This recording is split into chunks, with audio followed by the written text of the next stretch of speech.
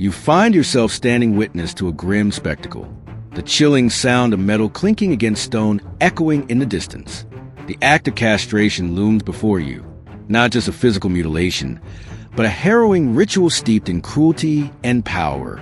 This is a moment where humanity's darkest desires collide with the fragility of identity, where the line between dominance and destruction blurs in the most grotesque fashion. Before diving into these 7 brutal methods of castration that history has obscured, if you're fascinated by the hidden truths of our past, consider hitting that like button and subscribing for more content like this. And please comment below to let me know where you're listening from. It's incredible how we connect through these dark tales transcending time and space in our shared curiosity about what once was. The screaming didn't always end with death. Sometimes it lingered raw, ragged, a dreadful echo in the hollow chambers of history. The act itself was a surgical obliteration, a severing not just of flesh, but of identity. Castration, a word that carries the weight of cruelty, control, and annihilation. It was among the darkest scars mankind has inflicted upon itself. For centuries, castration was not merely a punishment. It was a deliberate tool of domination. To remove a man's power was to remove the very essence of his being, to reduce him to a shadow in the eyes of his society.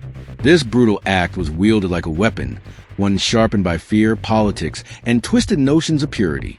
The body was shattered, but so too was the soul, crushed beneath the weight of imposed impotence and societal exile. In many ancient civilizations, castration was a form of social engineering. It was about control. Control over populations, over lineage, over the chaos of raw masculinity that threatened established orders. To castrate a man was to silence his future, to erase his bloodline, to bind him to servitude or exile. The echoes of this violence were not confined to physical pain alone. They rippled through communities, fracturing families and rewriting histories. The victims were countless slaves, prisoners of war, traitors, and even sons deemed unworthy. Their bodies became battlegrounds for power struggles far larger than themselves. The act was as symbolic as it was physical, a mutilation that spoke louder than words. It was a message carved in flesh, obedience, or oblivion. Yet, the horror of castration was compounded by its permanence. Unlike wounds that heal, the void left by the removal of genitalia was absolute. The screaming, whether of agony, despair, or rage, was an opening note to a life irrevocably transformed. Survivors bore the mark of their mutilation in more than scars. Their social identities were rewritten, their voices diminished, their places in the world forever altered. The cruelty of castration lay not only in the act itself, but in the aftermath.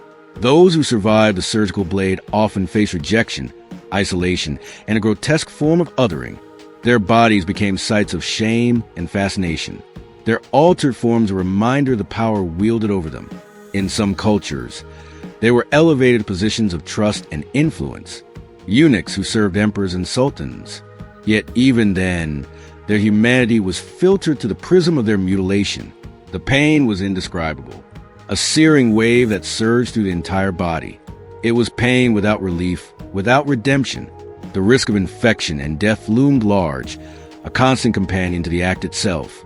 Blood flowed freely. Screams tore through the air. Yet the process was often carried out swiftly, a merciless efficiency born of necessity and cruelty. To understand castration is to confront the darkest impulses of human history. It is to witness the intersection of brutality and power, where flesh becomes a battlefield and identity a casualty. It was about more than the body. It was about control, the ultimate subjugation of one human by another. The screaming has stopped, but the echoes remain. They reverberate through the annals of time, a haunting reminder of what was lost and what was taken. The act of castration in all its forms stands as a testament to the capacity for cruelty embedded deep within social and political structures. It was about domination, about stripping away not just the physical means of reproduction, but the very essence of manhood as understood by those who wielded power. Castration was a tool to dismantle resistance, to fracture communities, to rewrite social orders with the knife as its pen. This introduction is but the first glimpse into the 7 horrors, the 7 ways in which castration has been wielded as a weapon throughout history. The following chapters will unravel the methods, each more harrowing than the last, each a testament to the depths of human cruelty and the complex interplay of pain, power, and identity. But before the blade is raised, before the fire is stoked, before the poison is applied, there is the understanding that castration was never merely a physical act. It was a profound psychological assault, a societal sentence that rendered the victim invisible, voiceless, and forever marked by absence, not in the eyes of their world, not in the eyes of those who decreed their fate. In the eyes of their world, they were no longer men. They were fragments broken and bound by the will of others.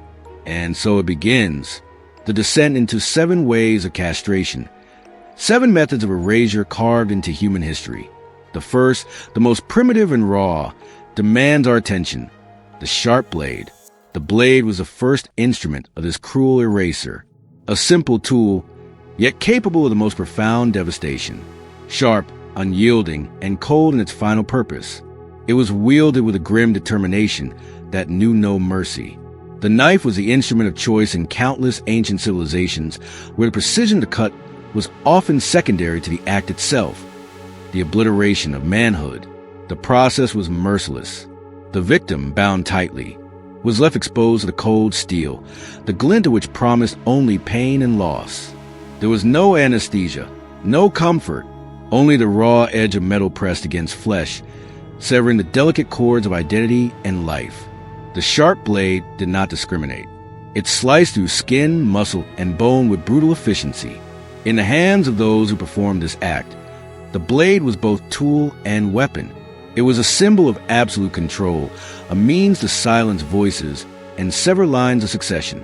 The act was quick, often painfully so, but its consequences were lifelong. Survivors were marked not only by their wounds, but by the stigma that followed. In ancient Mesopotamia, castration by blade was a punishment for betrayal and treason, a statement carved into flesh that echoed through the victim's remaining days. The blade was a reminder of allegiance broken, a physical brand of disgrace. The blood that flowed was not simply the blood of the individual. It was the blood of defiance crushed beneath the weight of imperial will. The pain was immediate and overwhelming. The nerves screamed their final chorus as the blade severed connections that once defined a man's body. The agony was raw, visceral, and unrelenting, but it was the aftermath that was most harrowing. The wounds festered in the absence of modern medicine. Infection was a constant specter, waiting silently to claim a fragile life that clung to the edges of survival. The knife was not merely a tool of death, but a mutilation that left survivors physically shattered and socially discarded. The act was a violent rupture in the narrative of their existence, a rupture that echoed in the way they moved, spoke, and were perceived. The blade did not just sever flesh, it severed futures. Their voices rose higher, desperate to be heard through the haze of shock and pain. Yet in the eyes of their world, their cries were drowned by the silence imposed upon their altered bodies. The sharp blade ensured that their power was broken, their roles diminished. The social fabric that once enveloped them was rent, leaving them adrift in a sea of marginalization. In some societies, those who survived the blade's cruel incision were cast out. Labeled as less than men, their inability to reproduce was equated with a loss of worth, a stripping away of honor and status. They became shadows within their own communities, reminders of the cost of defiance or the price of servitude. Yet, paradoxically, some cultures transformed these broken men into instruments of trust and power. Eunuchs created by the blade served as guardians of harems or advisors to rulers, their mutilation rendering them both feared and indispensable. The blade was a cruel hand that both destroyed and forged new identities. Identities forged in pain but tempered by necessity. The process itself was often crude. There were no surgeons, no healing hands. Only those tasked with carrying out orders, their own hands steady with practiced efficiency or trembling with cruel intent. The sharp blade was wielded swiftly, a merciless stroke that severed more than flesh. It severed ties to the past and hopes for the future. Survival was a precarious balance. The knife's incision could lead to death just as easily as the mutilation. The risk of infection was high, the tools unsanitary, the conditions brutal. Those who lived through the act carried the scars as a testament to both their endurance and their suffering. The screaming was loudest here. In the moment, the blade bit deep, and the body betrayed itself with shock and blood. It was a scream that spoke of betrayal, fear, and the ultimate loss of control. The victim's world collapsed in an instant, leaving behind a mutilated shell, a broken man. Not in the eyes of their world. The blade rendered them voiceless, powerless, and invisible.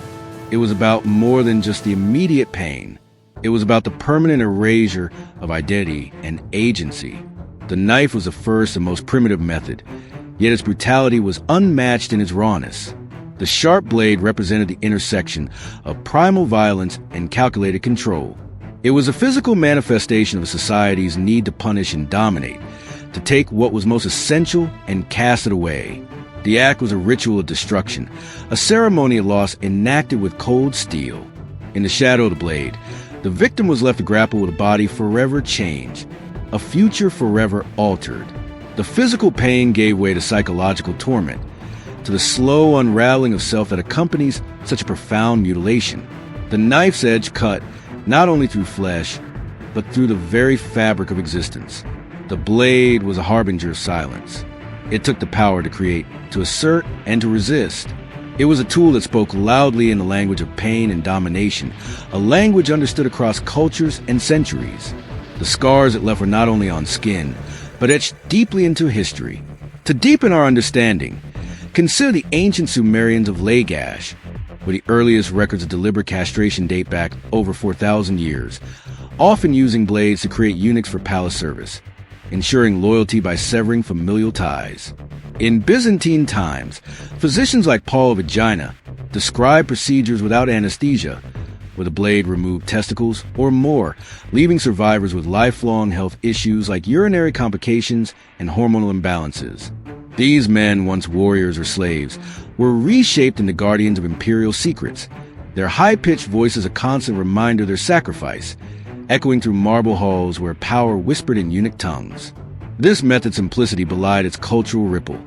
In ancient China, blade-castrated eunuchs rose to advise emperors, influencing dynasties like the Ming, where thousands endured a knife to gain proximity to the throne, their sterility a badge of unwavering devotion. Yet, for every elevated eunuch, countless others perished from hemorrhage or sepsis, their unnamed graves a silent testament to the blade's unforgiving toll.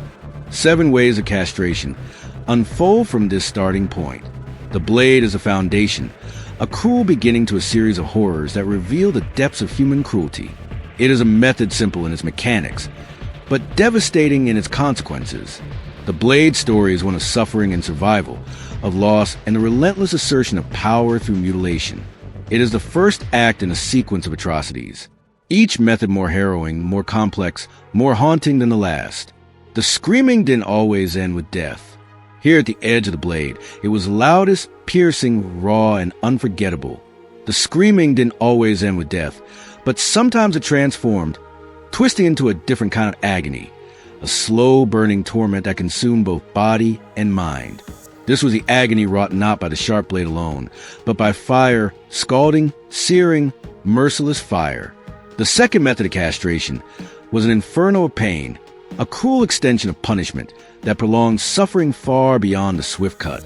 In the dark alleys of medieval Europe and the vast empires of Asia, heat became a weapon of choice. The method was brutal in its simplicity. Molten metal, boiling water, or red-hot irons pressed against the flesh until it blistered, burned, and finally withered away. Flesh melted, nerves ignited, and the victim's body became a canvas of agony, painted in blistered skin and smoking wounds. This was no instant severing. It was a process of destruction that stretched time, turning moments into hours, hours into days. The victim writhed in silence and screams, trapped in a crucible of fire that devoured every ounce of flesh and hope. The pain was unrelenting, a ceaseless wave of torment that left scars both visible and invisible. The use of fire and castration was as much about spectacle as it was about punishment. It was designed to instill terror not just in the victim, but in all who bore witness. To watch a man's manhood consumed by flame was to see power itself reduced to ash. It was a public reminder of the price of betrayal, rebellion, or disobedience. In the courts of medieval Europe, traders and slaves alike were subjected to this fiery mutilation. The act was a slow and torturous sentence, often carried out in front of crowds to amplify its cruelty. The victim's body became a warning, a testament to the reach of authority and the futility of resistance. The physical trauma was immense. Burnt flesh, charred nerves, and the agonizing spread of infection were common companions to this method. The skin, once a protective barrier, was reduced to raw weeping tissue. The pain was a fire that never truly died, a constant reminder of the body's betrayal. The psychological toll was equally devastating.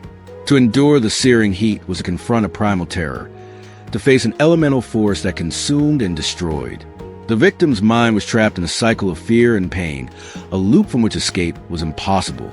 The ritual of burning was also layered with symbolic meaning. Fire was both purifier and destroyer, a force that cleansed through destruction.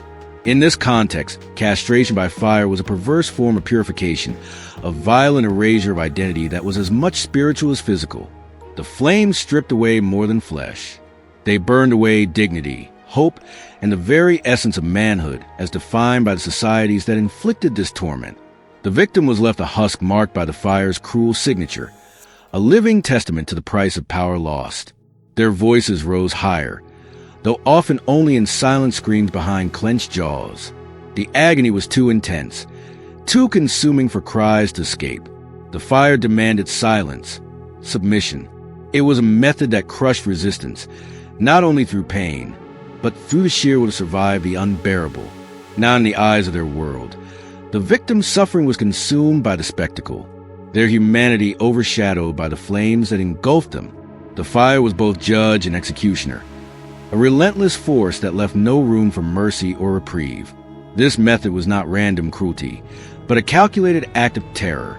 It was about control, about sending a message that would sear itself into the collective memory of a people. The fire was a language of power spoken through flesh and flame, understood by all who witnessed its wrath. The slow burn of this castration was a dance with death. Many did not survive the ordeal, succumbing to shock, blood loss, or infection. Those who did were forever changed, their bodies and spirits scarred by the inferno they endured. In the aftermath, the victims were often left to fade into obscurity, their mutilated bodies a hidden reminder of the cruelty wielded in the name of order. The fire had done its work, destroying, purifying, and silencing. The screaming has stopped, but the echoes of that fire remain, smoldering beneath the surface, a haunting reminder of the depths of human cruelty. This was not merely an act of mutilation, but a ritual of annihilation, where flesh was sacrificed to the flames of power. Drawing from historical accounts, this fiery method finds roots in religious sects like the Skopje in Russia, where red-hot irons, termed the baptism of fire, were used for self-castration to achieve spiritual purity, often resulting in excruciating burns and high mortality. In ancient punishments, such as those in medieval Europe, burning was applied to criminals, symbolizing both physical destruction and moral cleansing, with survivors facing societal exile as purified outcasts. Imagine the acrid smoke rising in a crowded square, the crowds hushed unmasking their horror, as the flames not only scar the body but sear the collective conscience, reinforcing hierarchies where fire purged threats to the social order. In Ottoman contexts, similar heat-based tortures amplified fear, turning personal agony into public theater. The long-term effects included chronic pain and osteoporosis from hormonal loss, a silent burning that outlasted the flames. 7 ways of castration unfold, each revealing a darker facet of this brutal history. The second, the agonizing use of heat, stands as a fiery testament to the lengths societies have gone to control and destroy. It was about more than pain. It was about domination through spectacle, about using the most primal of elements to enforce submission. The fire was a weapon, a warning, a cruel arbiter of fate. The victims bore the scars of flames long after the fire died. Their bodies told stories of suffering and survival, of a punishment that was as merciless as it was symbolic. The flames consumed flesh, but failed to erase the memory of pain etched deep within. This was castration by fire, an inferno of agony, a slow and relentless mutilation. The next method to be revealed will take us from the flames to another form of erasure, one uniquely crafted in the halls of empire, where castration became a system, a factory of broken men. The screaming didn't always end with death, but sometimes it echoed through vast palaces and hidden chambers, a chorus of young voices forever altered in the name of imperial loyalty. This was the third method, systematic castration in eunuch factories, where the act evolved from isolated cruelty into an organized industry of mutilation, churning out guardians for thrones and harems. In the grand empires of China and the Ottoman world, castration was institutionalized, performed by specialized knifers in makeshift factories that operated like grim assembly lines. Boys, often from poor families or captured slaves, were selected young, sometimes as early as 7 or 8, and subjected to the procedures supply the courts with eunuchs deemed trustworthy due to their inability to sire heirs or pursue romantic entanglements. The method combined the blade's precision with ritualistic preparation. The genitals were bound, sliced away in one swift motion, and a plug inserted to prevent fatal bleeding, all without anesthesia beyond perhaps a numbing herb or opium haze. This was no haphazard act. It was efficient, calculated, designed to maximize survival rates for service while minimizing rebellion. The factories hummed with the sounds of preparation, sharpening tools, boiling water for sterilization, and the air thick with the metallic tang of blood and fear. Victims, restrained on wooden tables, faced not just physical loss, but a predetermined fate. A life of servitude where their mutilation bought them access to power's inner circles.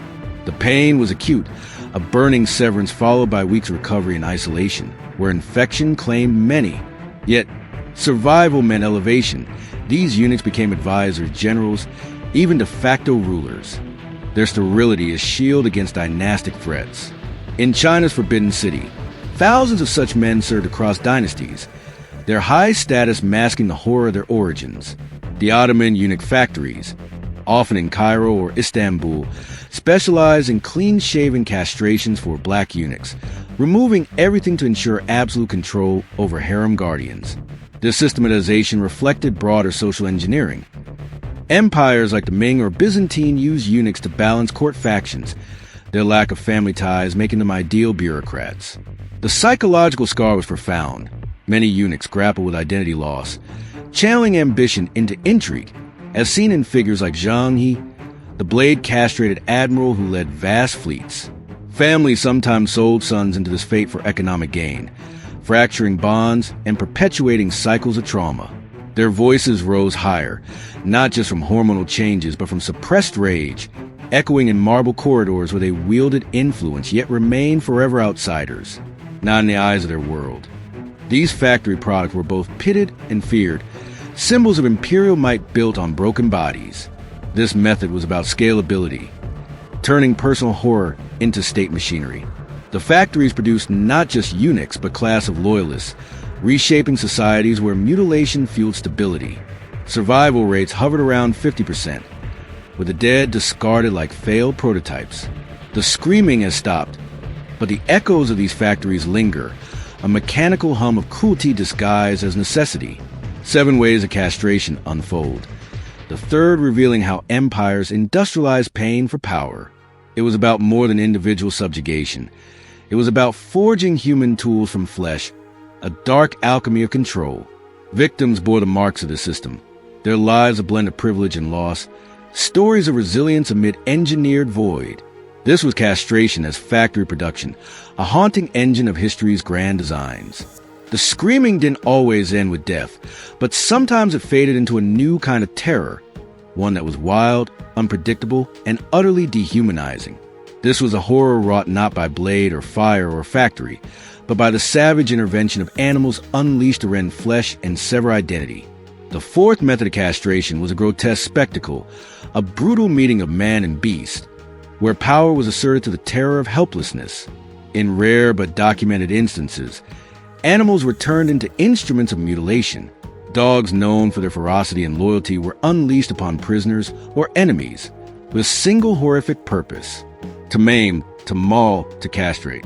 Birds of prey with their razor-sharp talons and beaks were trained or provoked to attack the most vulnerable parts of the human body, reducing men to broken forms beneath wings and jaws. This method was as much about psychological domination as it was about physical destruction.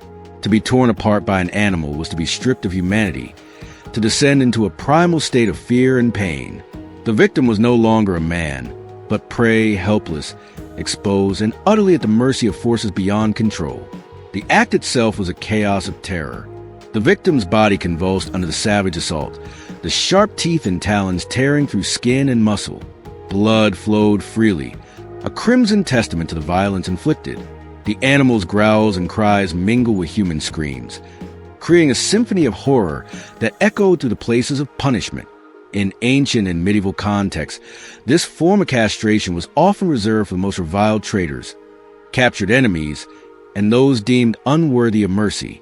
The use of animals added a layer of spectacle and humiliation, turning the act into a public display of utter degradation. The physical trauma was catastrophic. The genitals, once a source of power and identity, were reduced to mangled flesh, torn and crushed beyond repair. The pain was immediate and overwhelming, a raw and primal agony inflicted not by human hands alone, but by the savage force of nature turned weapon. Survivors of such attacks were rare, and those who lived carried scars that went beyond the physical. The psychological wounds ran deep. Fear, shame, and the haunting memory of helplessness. The mind grappled with the loss of control, the violation by a force that was both animal and symbol of untamed brutality. Their voices rose higher, a desperate chorus of pain and disbelief. Yet in the eyes of their world, their suffering was dismissed, overshadowed by the spectacle and the message it conveyed. The animal attack was a final assertion of dominance, a brutal punctuation mark on the victim's fate. Not in the eyes of their world. The victim was reduced to less than human, a creature broken and cast aside. This method of castration was about more than mutilation. It was about complete dehumanization, stripping away dignity through terror and violence. The use of animals as instruments of castration was a calculated act of humiliation. It transformed the victim into prey, making them vulnerable in the most profound sense. The attack was not just physical, but symbolic, a vivid demonstration of power wielded without mercy or restraint. In some cultures, the deployment of animals in this way served as a warning to others. It was a method of social control through fear, a reminder of the consequences of defiance or betrayal. To watch a man torn apart by beasts was to confront the fragility of human dominance and the thin veneer separating civilization from savagery. The psychological aftermath was profound. The victim's sense of self was shattered alongside their body. The trauma lingered long after the wounds had healed or festered, haunting dreams and daily existence. The animal's teeth and claws left marks that no surgeon could erase. The screaming has stopped, but the echoes of that terror remain, wild and haunting, a brutal reminder of the depths of human cruelty and the ways power can manifest through the most primal means.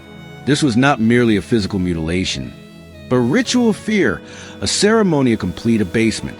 Though scarce in records, such methods echo in wartime tortures, where dogs were used in ancient battles to maim enemies, sometimes targeting genitals as ultimate humiliation, as hinted in Greco-Roman accounts of punishing slaves or foes.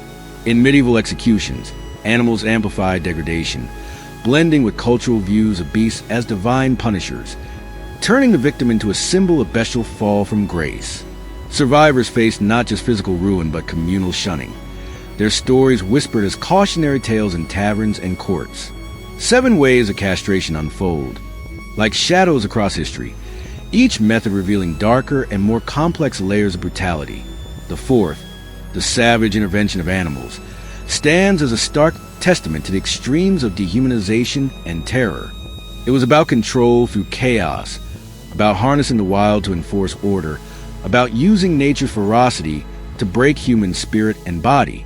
The animals were both instrument and symbol, a raw force of destruction unleashed upon the vulnerable.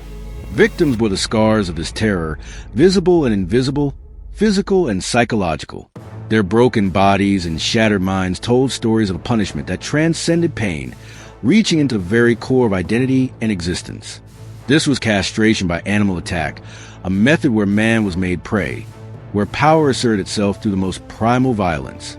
The next chapter will lead us to another form of erasure, where chemical agents silently corroded flesh and mind. But for now, the savage echoes of the beast linger, a haunting reminder of what it meant to be utterly powerless in the face of cruelty. The screaming didn't always end with death, but sometimes it faded into a slow, corrosive silence, the kind of suffering that creeps beneath the skin, dissolving flesh and spirit alike. This was a torment wrought not by blade or fire or beast, but by chemical agents, substances designed to eat away at the body's very essence, leaving behind a husk marked by pain and decay. The fifth method of castration was a quiet horror, a creeping death that unfolded over days, weeks, or even months. Long before modern chemistry and pharmaceuticals, ancient civilizations discovered the destructive power of caustic sticks and poisons. Extract from plants, minerals, and other substances were applied to the genitals, their corrosive nature, slowly eating through tissue, nerves, and bone.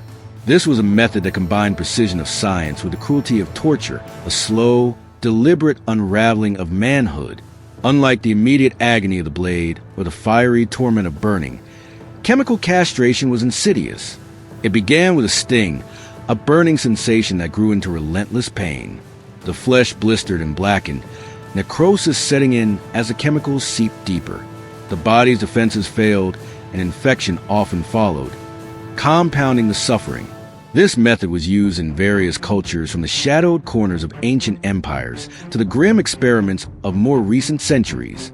It was a tool of control employed to silence sexual impulses and render victims powerless without the spectacle of visible mutilation.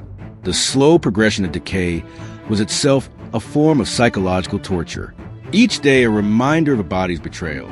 The substances varied from caustic plant extracts like hellebore and euphorbia to corrosive minerals and early poisons. Applied carefully or sometimes crudely, these agents were meant to destroy not only the physical organs but the very capacity for reproduction and desire. The victim's body became a battleground of chemical warfare, with flesh dissolving under invisible assault. The pain was unrelenting. It seeped into bones and nerves, a constant gnawing torment that allowed no rest. Survivors often became shadows of their former selves, marked by chronic pain, infection, and the stigma of their altered bodies. The slow destruction was as much a punishment of the mind as of the flesh. Their voices rose higher in silent screams, trapped behind clenched teeth, in whispered prayers, in the desperate hope for relief that never came. The chemical agents worked steadily, indifferent to cries or pleas. The body became a prison, a site of unending decay and despair, not in the eyes of their world. The victims were often invisible, their suffering hidden beneath the surface. Chemical castration was a quiet sentence, a punishment meted out without fanfare or public spectacle. The damage was internal, insidious, and therefore in some ways more absolute. This method was about control on a cellular level. It was about erasing manhood slowly, methodically, without the immediate drama of blood or fire. The chemicals corroded not just flesh but identity, stripping away the possibility of resistance through the gradual dismantling of the body's most intimate parts. The psychological toll was profound. To endure such slow destruction was to face a daily erosion of will and spirit. The body betrayed itself, becoming a source of pain and shame. Survivors often face social exile, their altered bodies a secret mark of disgrace. Chemical castration also foreshadowed modern attempts to control sexuality through pharmaceuticals and hormones, a dark lineage tracing back to these early brutal practices. The intent was consistent: to dominate, to suppress, to erase the defiant masculine presence. The screaming has stopped, but the echoes of the slow chemical war linger, a haunting reminder of the many faces of cruelty. The quiet destruction wrought by caustics and poison stands as a testament to the lengths societies have gone to control bodies and desires. Historical precedents include ancient uses of plant-based caustics like those in Greco-Roman medicine, where corrosive substances were applied to wounds or for punishments, sometimes leading to inadvertent castration effects. By the 1940s, chemical methods evolved with hormones like dilacylbestrol to suppress libido in offenders, but ancient analogs involved toxic extracts that caused tissue death, as in some tribal rituals or alchemical experiments. Victims endured not just physical dissolution but cultural isolation, viewed as cursed or impure, their gradual decline a metaphor for societal decay. In medieval contexts, poisons were used in vendettas, targeting fertility to end lineages. 7 ways of castration unfold through history's brutal corridors. The fifth chemical agents reveals a method that is both scientific and savage. A creeping horror that dissolves flesh and will alike. It was about more than pain. It was about silent domination, about wielding invisible weapons to enforce submission. The chemicals were merciless arbiters, stripping away power with a slow, relentless certainty. Victims bore the scars of his chemical assault, visible in the wounds that refused to heal, invisible in the torment that lingered beneath. Their bodies and minds told stories of a punishment that was as merciless as it was unseen. This was castration by chemical means, a silent, corrosive erasure of manhood. The next chapter will reveal another brutal method, where crushing force obliterated flesh and identity alike. But for now, the slow decay remains, a ghostly witness to the hidden depths of human cruelty. The screaming didn't always end with death, but sometimes it shattered under a crushing force, a brutal obliteration that crushed flesh and bone with merciless weight. This was castration by crushing and blunt force trauma, a method designed not merely to remove, but to annihilate. It was a violent assertion of power, a physical and symbolic destruction of masculinity, reduced to rubble beneath unforgiving pressure. In the shadowed arenas of punishment and spectacle, heavy objects or mechanical devices became instruments of this cruel method. Iron hammers, weighted stones, vice-like contraptions, each chosen for their capacity to inflict maximum damage to pulverize what once symbolized manhood into unrecognizable fragments. The act was less about precision and more about overwhelming force, a raw expression of domination through destruction. The victim was bound or restrained, helpless beneath the looming weight of inevitability. The crushing blow descended, swift, merciless, and final. Flesh gave way, bones shattered, nerves were obliterated. The pain was immediate, a searing explosion of agony that radiated through every fiber of the body. It was an obliteration of sensation, a violent erasure of identity in the most literal sense. This method was often employed as a public spectacle, a grim display meant to instill fear and assert control. The crushing was a spectacle of destruction performed in courts, arenas, or prisons where witnesses bore silent testimony to the utter ruin of the victim's body. It was punishment writ large, a brutal reminder of the consequences of defiance. The physical trauma was catastrophic. The testicles, delicate and vulnerable, were smashed beyond recognition. The surrounding tissues and structures were equally devastated. Blood gushed freely, mingling with shattered bone and torn flesh. The victim's body convulsed in reflexive agony, a final, desperate protest against the destruction. Survival was uncertain. Many succumbed to shock or blood loss almost immediately. Those who lived faced a lifetime marked by pain, disability, and social ostracism. The body, once a vessel of power and identity, became a site of ruin and shame. Their voices rose higher, raw and desperate, piercing the air in moments before silence claimed them. The crushing method was a violent punctuation, a final act of annihilation that left no room for resistance or recovery. It was the sound of manhood shattered, of identity torn asunder by the inexorable weight of punishment, not in the eyes of their world. The crushed were discarded, their bodies broken, and their spirits bent beneath the weight of imposed impotence. This was castration as obliteration, not just of flesh, but of social standing and personal dignity. The crushing force was a metaphor made manifest, a symbol of total subjugation. The devices used to inflict this trauma varied across cultures and eras. In some contexts, mechanical presses were designed to immobilize and destroy with cold efficiency. In others, the blunt instruments were wielded by executioners whose hands were steady with practiced cruelty. The method was raw, unrefined, yet devastatingly effective. The psychological consequences were profound. To endure such obliteration was to confront a void where identity once resided. The shattered body mirrored a shattered self, a man reduced to debris by the overwhelming force of punishment. Survivors grappled with trauma that extended far beyond the physical wounds. Crushing was also a method of spectacle, a public performance of power that enforced social hierarchies through fear. The audience bore witness to the destruction, their silence, a complicit acknowledgement of the violence required to maintain order. The crushed were reminders of fragility of power and the brutal lengths to which it would go to preserve itself. The screaming has stopped, but the echoes of that destruction linger, a haunting testament to the violence inflicted upon bodies and identities. The crushing method stands as a stark reminder of the capacity for human cruelty expressed through sheer force. This technique was prevalent in regions like Spain, Italy, and southern France, where hammering the testicular cord was a common punishment for crimes, leaving victims with internal ruptures and lifelong infertility. Biblical references describe crushing as one of four modes: crumpling, crushing, uprooting, used in ancient Near Eastern justice, symbolizing total emasculation for moral transgressions. In medieval Wales, it punished rapists unable to pay fines, blending economic and corporal justice. The aftermath included severe hormonal deficiencies, leading to weakened bones and depression, a crushing of spirit that mirrored the physical act. 7 ways of castration unfold, each a chapter in the brutal history of bodily mutilation. The 6th crushing and blunt force trauma reveals a method that obliterates with overwhelming power, leaving behind ruin and silence. It was about more than pain.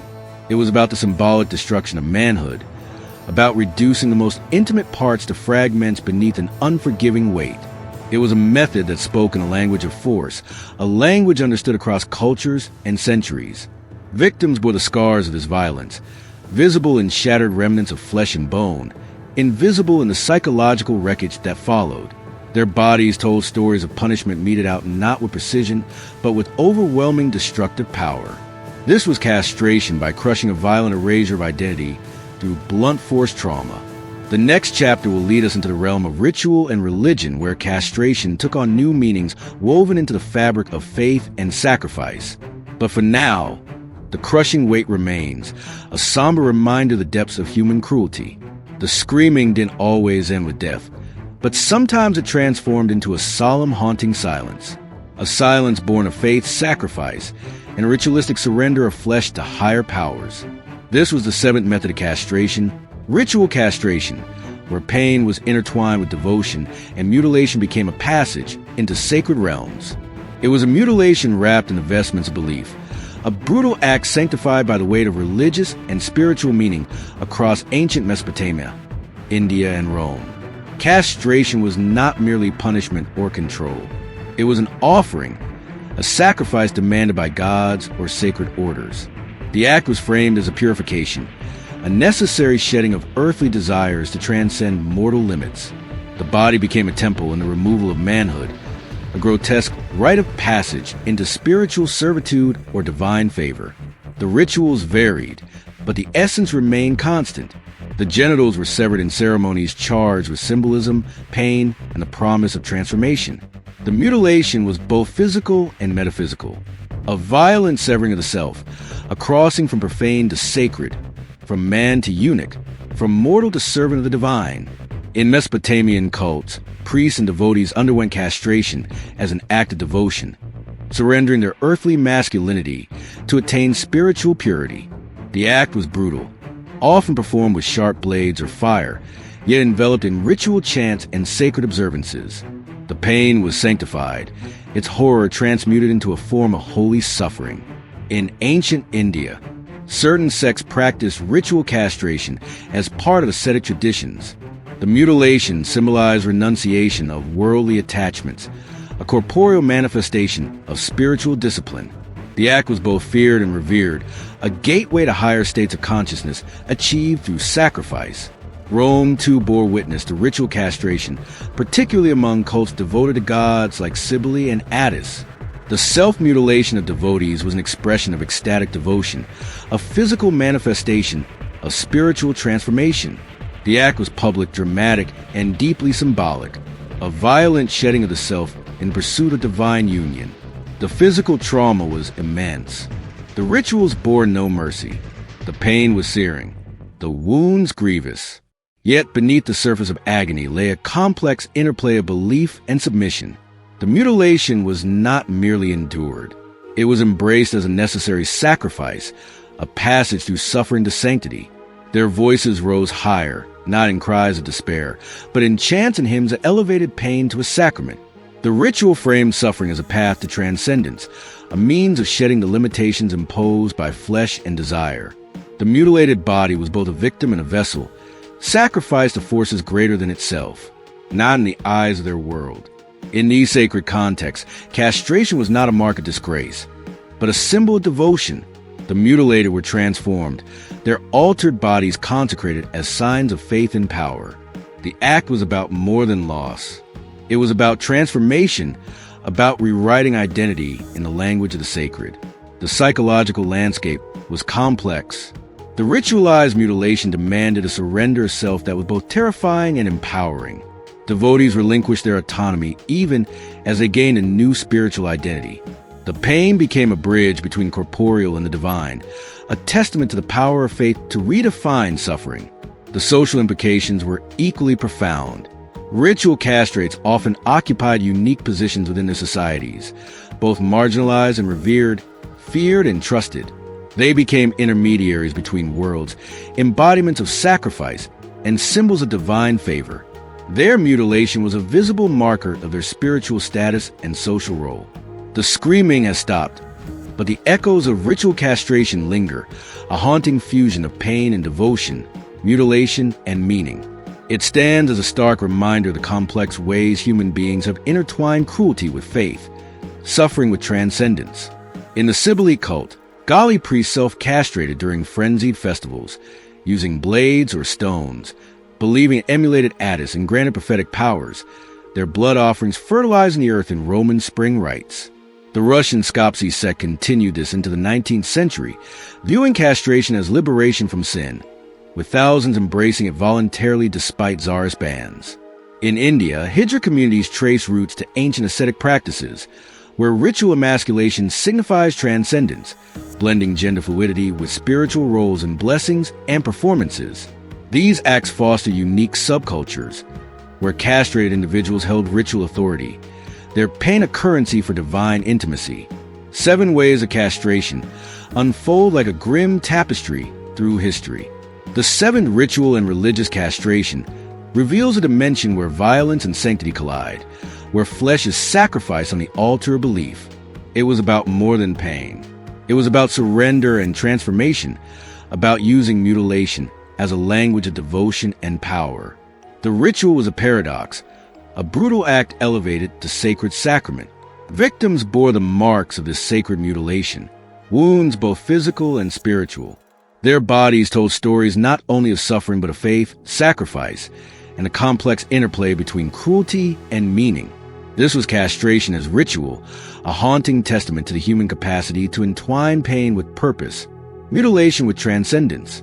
The final chapter will reflect on the broader meaning of castration itself, the deeper scars it leaves on body and soul. But for now, the sacred silence remains, a somber echo of sacrifice and shattered flesh. The screaming didn't always end with death. Sometimes it faded into a haunting silence, an absence heavier than any sound. Castration in its many brutal forms was a mutilation of flesh and spirit, a violent severing of identity that echoed through history's darkest corridors. It was a wound far deeper than skin, a rupture that fractured the self, the body, and the soul. Throughout the ages, castration has been wielded as a tool of cruelty and control, a method to dominate, punish, and reshape society. It was about more than removing flesh. It was about erasing power, silencing voices, and rewriting destinies. 7 ways of castration, each a unique horror, have left indelible marks on human history. Yet beneath the varied methods lay a singular truth. Castration was a language of violence spoken through the body. The knife sliced through flesh with merciless precision, shattering manhood in a single excruciating moment. The fire consumed, prolonging agony with its relentless blaze, turning skin to ash and hope to smoke. The systematic severing within eunuch factories transformed the act into industrialized cruelty, churning out broken men as tools of empire. The savage bite of animals turned victims into prey, helpless before primal terror. Chemical agents corroded flesh and spirit alike, a slow poison that dissolved identity from within. Crushing force obliterated flesh and bone, reducing what was whole to shattered remnants. Ritual castration entwined mutilation with faith, turning pain into sacred sacrifice, a paradox of suffering and sanctity. Each method bore its own horrors, but all shared a common thread, a deliberate and profound violence against the male body and what it represented.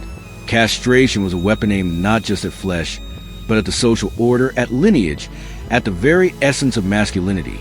It was about control, fear, and the assertion of power through destruction. The victims of these acts were often voiceless, their suffering hidden beneath layers of stigma, shame, or silence. Their bodies were sites of trauma and transformation, marked by pain and loss. The screaming, whether loud or muted, was a testament to brutality inflicted and the resilience endured, not in the eyes of their world. In many societies, the castrated were rendered invisible, stripped of status and identity. Yet, paradoxically, some were elevated to positions of influence, their mutilation a prerequisite for trust and power within rigid hierarchies. The act was both a punishment and a perverse form of social mobility, a complex dance of degradation and empowerment. The psychological scars ran deep. Castration was an assault on identity, a violent redefinition of self. Survivors grappled with trauma that transcended the physical, confronting loss, alienation, and the shattering of deeply held notions of manhood. The mutilated body became a symbol of vulnerability and exclusion, a reminder of the fragility of power and the cruelty of its wielders. The cultural implications were profound. Castration shaped histories, influenced politics, and altered social dynamics. It was a tool of empire and rebellion, of faith and fear. The act carried meanings that shifted across time and place, reflecting the complex interplay between body, power, and society. The screaming has stopped, but the echoes remain, resonating through time as a haunting reminder of what was taken and what endured. Castration's legacy is one of pain and resilience, cruelty and control, loss and transformation. To understand castration is to confront the darkest facets of human nature, to witness the ways violence can be inscribed on the body and memory.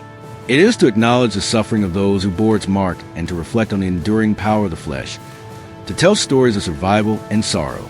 7 ways, 7 horrors. 7 brutal methods that reveal the depths of cruelty and the complex symbolism embedded in the act of castration. It was never simply about flesh. It was about power, identity, and the human cost of domination. The screaming didn't always end with death, but the silence that followed was heavy with meaning. Across millennia, from pharaonic Egypt's elective castrations to Ottoman harems, this practice intertwined with eugenics, warfare, and religion, leaving eunuchs as silent architect of history. Power brokers like Narses in Byzantium or Bagoas in Persia, their mutilation a key to thrones. Long-term effects, studied in groups like Chinese court eunuchs, included extended lifespans of frailty, a bittersweet trade-off in societies where they navigated intrigue with sharpened minds. This legacy urges reflection on how bodies bear the weight of cultural fears, a narrative of endurance amid erasure,